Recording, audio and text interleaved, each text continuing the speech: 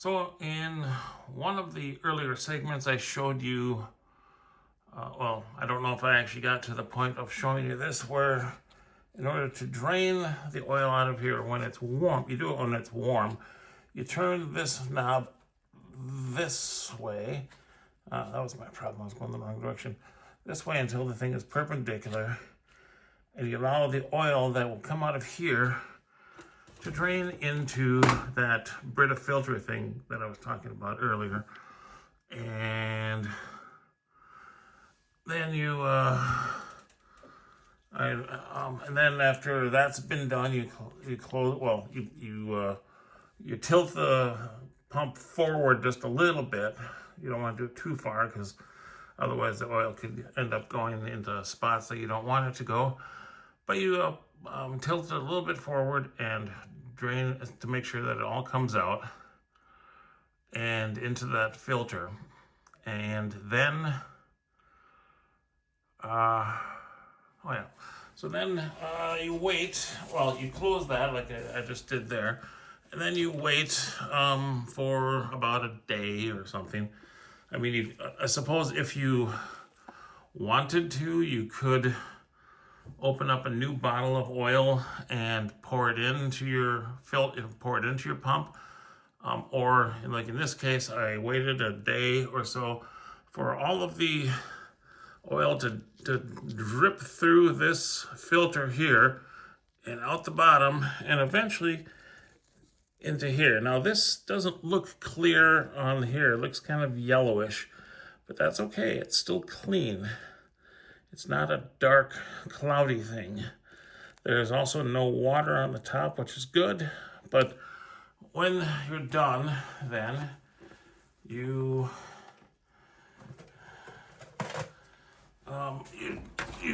come back to your pump and you remove the demister, which is up on top here. Let's see if I can bend this right direction. There we go. Yep. Set that aside and you pour the oil right back on in. And fill it. Oops. Yeah. Make sure the thing doesn't fall out. Which I guess I always have a problem with, but so I just forced it in there. But I pour the oil right back into the vacuum pump, like so. Now, over the course of time, you will lose some oil to like evaporation or some such thing, and it won't fill up all the way. But once that's done, you check your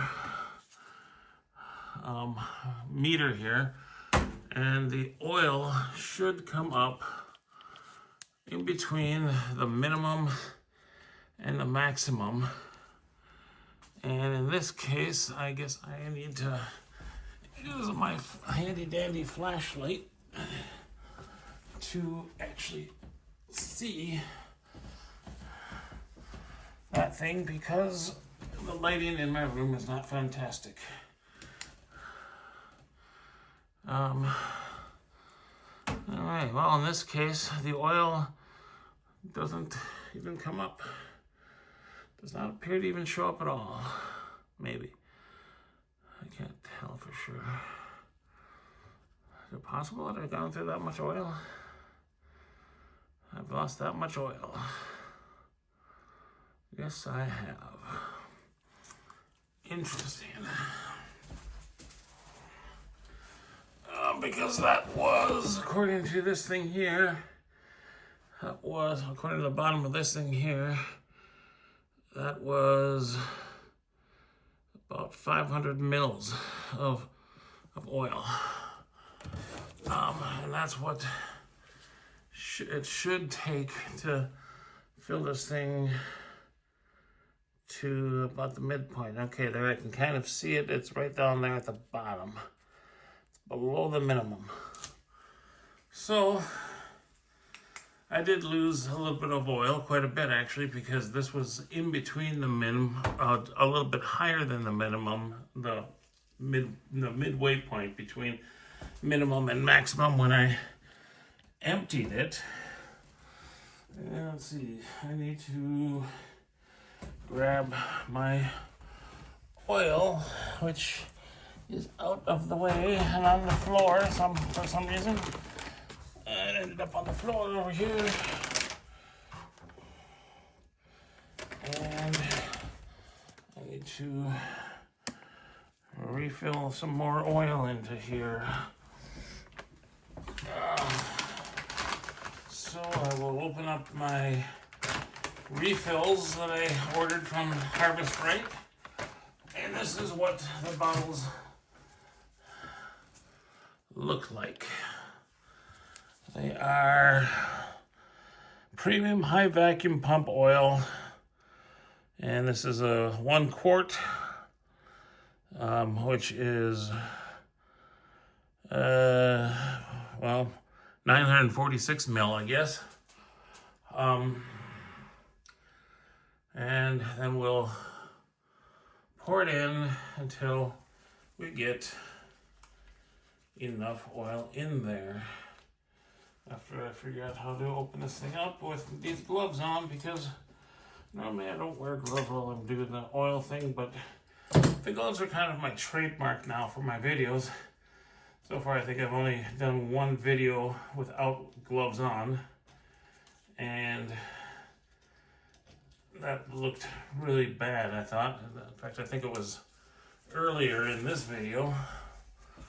But anyway, so then you come up here and you pour the oil in a little bit at a time, because I don't know how much oil it will take to get into the minimum area. There, it's just getting to the bottom of the minimum there.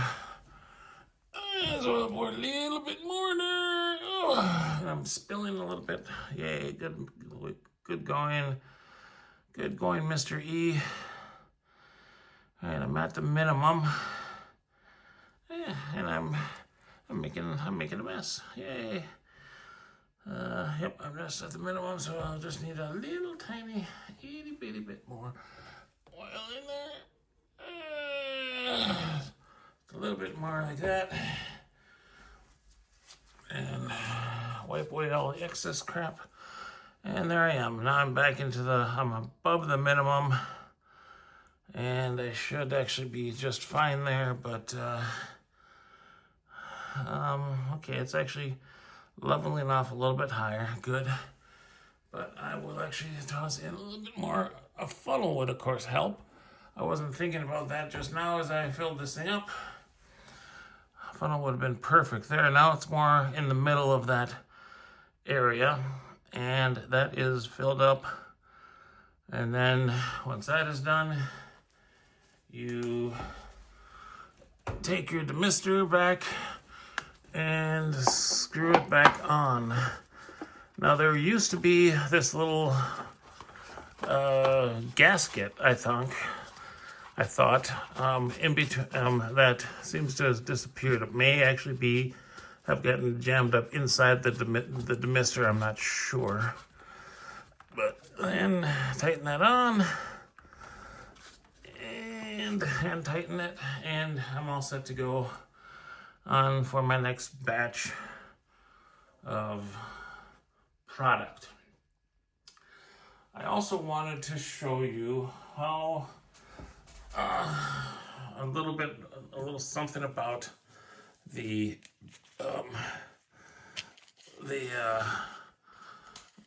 Harvest Right Pro, which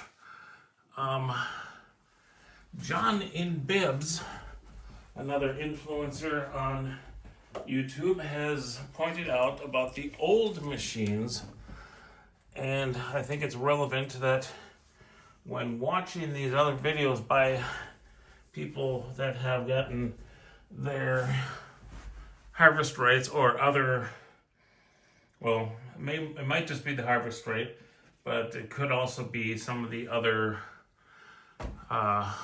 freeze dryers on the market that's the distance that you have between each thing here. It's, as you can see, from top to bottom, there's 1 inch, there's 1.5, well, let's see, I guess that's 1.5 inches, 1.5 inches from the top to here. Each tray is approximately 1/2 inch tall. I'm sorry, each tray is approximately 1 inch tall, leaving you about 1/2 inch at the top, from the top of the tray to the warmers at the top of the harvest rate shelf. The earlier ones, the earlier machines had less shelving in them. This will, I think I mentioned at the beginning of the video, is a small. The small, which the small Pro now has 4 shelves. The small, original small had 3 shelves, and the drum size was the exact same size as the drum is here. So they've just used the same amount of space, and they've increased an extra shelf in there, getting rid of 1/2 inch of space. The older ones had 2 inches of space, and so let's see. I think the last influencer that I saw that had one of the older ones is Freeze Dry Society, Brooke in Alaska. She's got one of the older versions. She has 4 shelves on a medium. The medium is a larger drum and a larger machine. There she's got the extra space of 2 inches in between each shelf. The Pros, the mediums that now have 5 shelves, only have that 1.5 inches. They've lost 1/2 inch. Each shelf has lost 1/2 inch. And so, you've got less room to put things in your tray that can be above the tray line. And so I've noticed that, like, I've made some meatballs that are about 1 inch big, 1 inch in diameter, and they actually are too big to fit into these shelves. So I actually have to cut part of them off, or cut them in half, in order for them to fit into my machine, which is really too bad, because you lose the roundness of the meatball. But then you still have something more substantial than just ground beef in spaghetti, let's say. But there you go. My next batch of stuff will be going in here shortly. It will be my meatballs and some meatloaf that I made, sliced up into very thin slices so that they will fit into my shelves. You probably won't see them because I think this is the end of the video. I'm not positive. I will think about it. It's actually been about 3 weeks since I started this video. And I guess the point here that I'm making is that when you're considering buying a freeze dryer, you probably don't want to get one if you're only going to use it once in a while, like I do. I've now had my freeze dryer for just a little over 1 year. I got mine in January 2024. It is currently February, the first weekend, I think, of February. So, and I'm not sure when I'm going to be posting this. So by the time I post this, it may well be 1.5 years by the time I actually have it. I did not use this freeze dryer at all last summer. When I first got it, I was using it constantly. I was putting things into the freeze dryer, drying them, pulling them out, bagging them up, defrosting, putting the next batch in, and just kept going again and again. And then I soon realized that a lot of the influencers were freezing their product ahead of time, which actually reduces the amount of time that it's in the freeze dryer. And so I bought some extra shelves, and I And I do that now. I freeze everything ahead of time and then put them in the shelves. And so like the meatballs will take less than a day to freeze dry because the machine doesn't have to freeze them first. As you can probably see over there, I have a box of Cuisinart box. That was something coming up that I will be unboxing. It's a food processor, and that'll be a separate video. I've got all kinds of things to review, but I wanted to give you this deep dive into the Harvest Right Pro Series freeze dryers before I go any further, because a lot of my videos should have things to do, products that involve freeze drying.